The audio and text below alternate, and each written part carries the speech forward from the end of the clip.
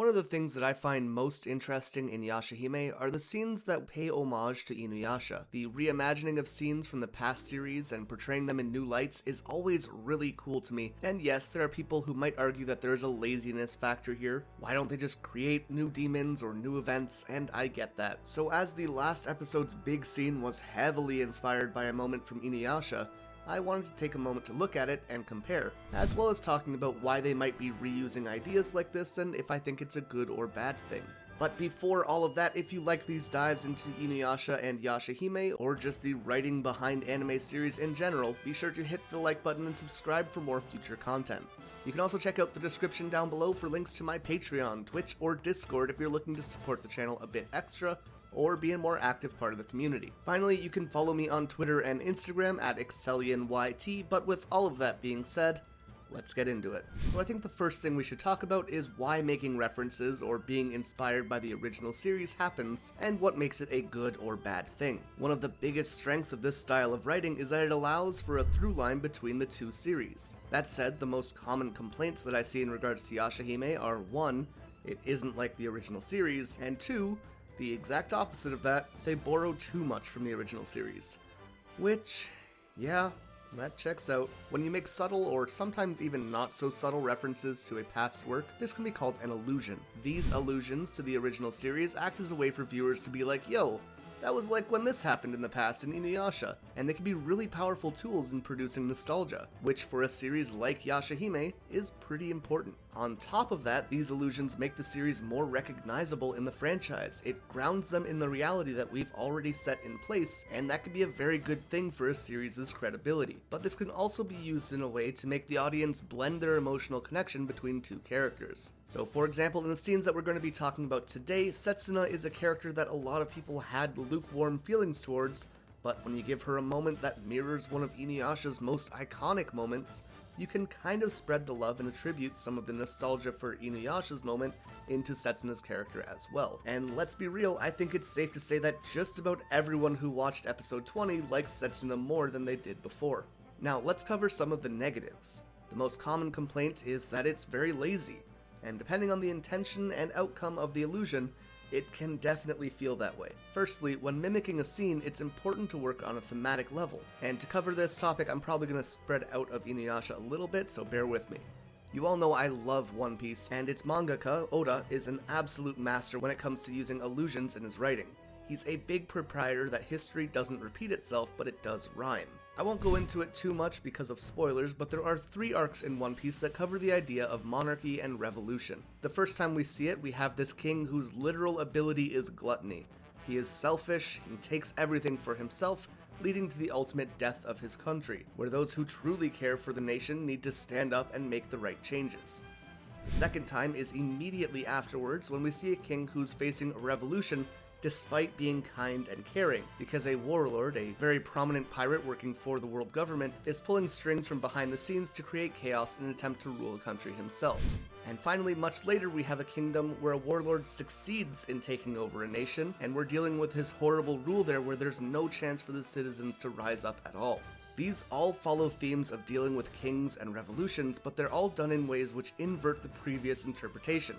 By doing this, an author can show off thematic balance and present opposing perspectives on one or more topic, adding a lot of depth to each iteration. And in the case of One Piece, it is done with intention, so it's hard to say it's lazy even though we're repeating topics. If the moment is portrayed with purpose to show a repeating theme or push nostalgia or to show an opposing theme, it usually hits really hard and works very well. Where it doesn't work, though, is when the themes or impact don't reflect the original iteration at all, thus creating some dissonance between the two moments. And that's often an issue we see that makes people very upset. Let's take a look at Dragon Ball Z. It was Toriyama's original intention for Gohan to take over as the protagonist once Goku died at the end of the Cell Saga. However, the themes of Gohan's characters do not reflect the journey of Dragon Ball. He wanted a normal life, he wanted peace, and to go through academia. So when the journey shifts to focus on him, it feels clunky and awkward, ultimately resulting in Toriyama bringing Goku back to finish up the arc with Majin Buu. And that's why in Super we see Gohan not having kept up with his training. That wasn't what he wanted in life, so naturally he would go on to live as normal a life as he possibly could.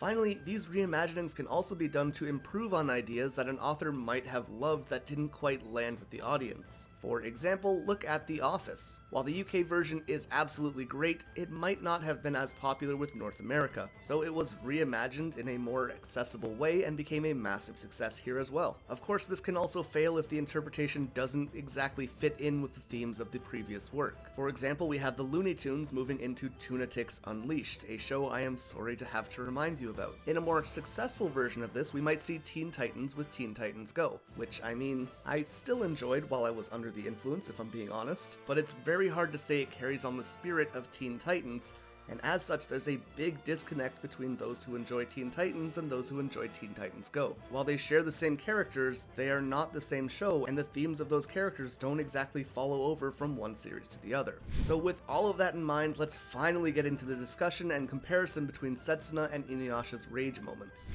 We'll start with Inuyasha's scene in episode 51 and 52. Inuyasha had just helped out a boy and his grandfather, and they very soon after find the boy looking all beat up. His village is being attacked. And as such, Miroku and Inuyasha rush over there to find everything on fire, bodies everywhere, women being gathered up. It is horrific. A moth demon named Gatenmaru is controlling a group of bandits, and when Inuyasha confronts him, he uses some of the girls as human shields, taking an opening to spray Inuyasha with poison and cutting him to him with a venom-tipped axe. As Inuyasha recoils, the demon shoots out acidic webs which completely surround Inuyasha and Miroku, with the Tessaiga, the item being used to seal Inuyasha's demonic power, now sitting out of reach. While inside the poisonous cocoon, Miroku is able to make a small barrier to keep them safe for a short time, but he's not exactly able to hold it out forever. Not to mention the acid in Inuyasha's cuts are festering and bubbling. It's hella tense, very visceral, and we get these inner monologue scenes with Inuyasha and Miroku panicking about what might happen if this keeps up, and you watch as Inuyasha starts losing his grip on himself, with his eyes flickering at the end of the episode. The next episode opens up with the demon stating that he's going to devour the villagers, and the old man that Inuyasha saved earlier tries to steal the Tessaiga from the bandits and bring it to Inuyasha. However, in his action to attempt to help, he gets caught and beaten as Inuyasha is forced to watch. Sango and Kagome finally show up, and they are surrounded by bandits, and this is the last straw. Inuyasha is put in a complete sense of helplessness. Inuyasha snaps, and the demon form takes over just before Miroku's barrier begins to run out. Now, keep in mind, Inuyasha cannot control himself in this state, and Miroku is trapped in there with him. It very easily could have been the case that he would have killed Miroku. However, luckily he bursts out of the cocoon, and in a scene that might be the most brutal in the series, he starts eviscerating the bandits. It's to the point where Shippo is shocked, and Kagome hides a young boy's eyes to stop him from seeing it. Inuyasha blows through the moth demon without effort, and as his men ride away on horses trying to escape with their lives, Inuyasha chases them down, laughing as he kills them one by one. The last few literally beg him for mercy, and Kagome and everyone even try to rationalize with him, but he just continues to laugh as he's about to kill them. Everyone is afraid at this point. Kagome, Shippo, Miroku, Sango, everyone. He is only stopped because Sesshomaru arrives and manages to knock him out. Now, let's compare this scene with Setsuna's transformation. The moth demon Gozen shows up when Shiori's barrier drops. Again controlling a group of bandits, albeit demons this time. The demons are taken out by Futa and Raika, but no one can seem to touch Gozen, even Miroku, who's also here in this scene. Setsuna tries and is bound by the webs, similar to the poisonous cocoon that Inuyasha and Miroku found themselves in, and Gozen starts approaching Shiori and the kids, saying he will eat them. This leads Setsuna to go into full demon mode, bursting from her cocoon and taking Gozen out in one brutal and admittedly amazing scene. However, she can't control herself. She turns towards her friends and is about to attack, leaving Miroku to try and step in. He gets quickly overtaken, but Shiori manages to grab a hold of her. Setsuna just knocks her off and is about to attack, but just as Sesshomaru knocked out Inuyasha, Miroku steps in to use some demon sedatives to knock out Setsuna, then putting a seal on her through the Kanamitsu no Tomoe, in the same way which Tessaiga acts as a seal for Inuyasha. Now, this was a great scene in the context of Yashahime. Hell yes, it was brutal. We saw Setsuna struggling to control herself, and even attacking Shiori, someone that she cared about. And with all of the notes that perfectly mimic the Inuyasha scene, of course it comes with a very heavy sense of nostalgia. Earlier in the episode, we saw Setsuna scaring off some bandits and attempting to chase them down, just like Inuyasha did, but Kaede stops her. creating a divide as Setsuna explains that she's a Hanyo and her demon side is a part of her. But Setsuna's savagery scene leads to one in the present where Setsuna allows demons to leave alive after scaring them off, showing that she is now more in touch with her humane side. But when you watch these scenes back to back, you begin to notice something.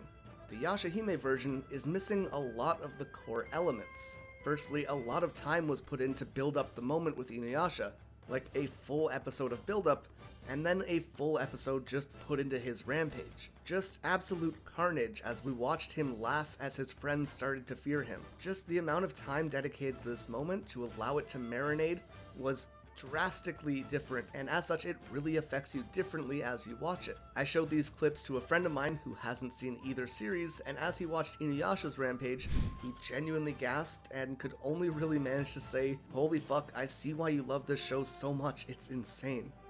But as I showed him the Yashahime version, he just said, "Oh, they did the same thing." And yes, the themes are very similar, but I think that the amount of time that's being put into the Inuyasha version as opposed to Setsuna's really seems to cheapen it and make it seem like they're just copying the old scene. But of course, when you're comparing a nearly 200 episode show to one that's an eighth of that, that's going to happen. But most importantly in this scene, and the biggest factor in making it lackluster in comparison, is the relevance of themes. Yes, there's the tension and all that, but what always sells the scene amongst the dozens of other brutal moments in Inuyasha is what it meant for his character. Remember, Inuyasha's goal was to become a full demon, and in the moment where he manages to attain this goal for just a brief time, he's disgusted and ashamed with himself. He is shocked at the atrocities that he has committed. Even his friends became scared of him. We get this scene with Miroku and Sango where they talk about deciding to stay with him despite him being dangerous, but it's clear to see that they're very uneasy.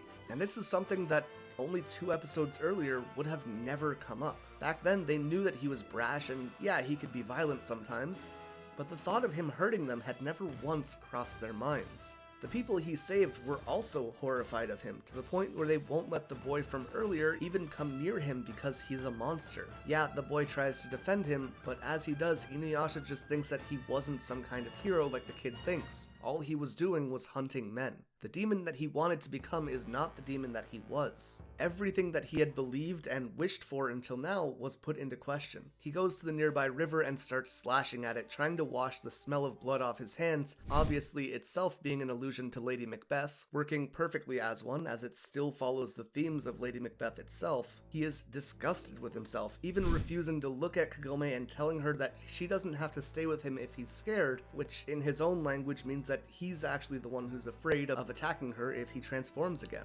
Yes, both of these scenes are great in their own way, and I love that they're making allusions to the original series because it can really be a phenomenal writing tool. However, when the core themes, emotions, and impact don't carry over, it just feels like a cheap knockoff. There was no impactful moment of self-realization. There was no moment where Setsuna's friends feared for their lives that lingered beyond just her transformation itself. And there was no moment where Setsuna's hopes and dreams were called into question. What was there was Miroku, a savage transformation, protecting a village, and a moth demon. All of the shell and the moving parts which went into making the original moment something that I absolutely loved, but that's all it was. Just a shell without the heart underneath.